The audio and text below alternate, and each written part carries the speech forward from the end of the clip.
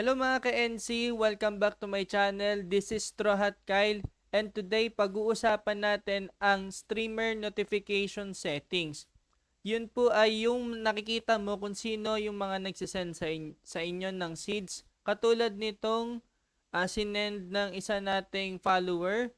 Yan, nagsend siya ng seeds. Tapos nakita ko siya while in-game ako.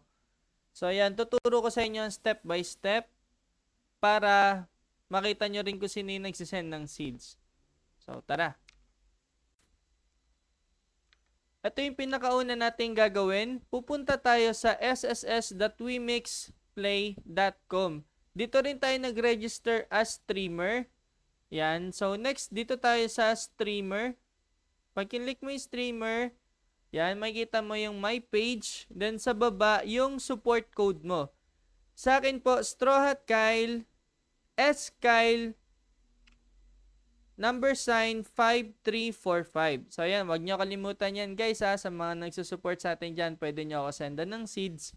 Tapos, wag mo siyang i-off, syempre, para makapag-send ng seeds yung mga supporters mo. Then, dito na tayo sa naka-highlight nating topic, yung support notification settings. Yan. So, kailangan mo siyang i-copy URL. Yan. Once na na-copy mo na siya, pupunta ka naman ngayon sa Streamlabs. So, pagdating mo dito sa Streamlabs, pupunta ka lang sa Sources. Then, Browser Source. Click mo tong Add Source. Lagyan natin ng title, Nightcraw's Seeds Notifications. Yan. Then, click Add Source. Next, dito sa may URL, ipipaste mo lang yung kinapi mo sa may sss.wemixplay.com. Yan. Then, close.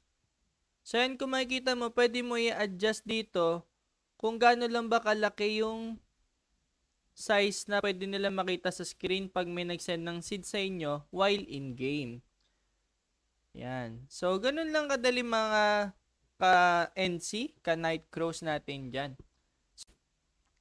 O diba, sobrang dali lang mag-setup ng streamer notification settings sa Nightcraw's para makita mo yung mga nagsisend ng seeds sa iyo. Kaya sa mga gusto sumuport sa atin dyan, ako nga pala si Straw Hat Kyle.